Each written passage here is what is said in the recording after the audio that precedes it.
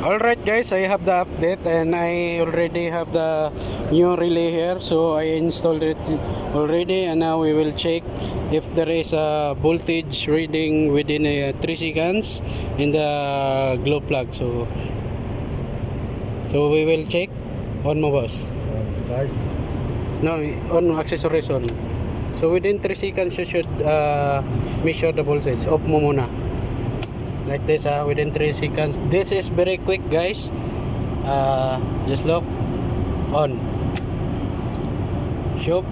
There is a 12 volt. Then start. Start. And the LG will run. Okay. That's all guys. Thank you for watching for this video, and thank you for your for your support, and please subscribe if you are new to this channel, and leave some comments down below, or any suggestion and question, please leave some comments. Okay,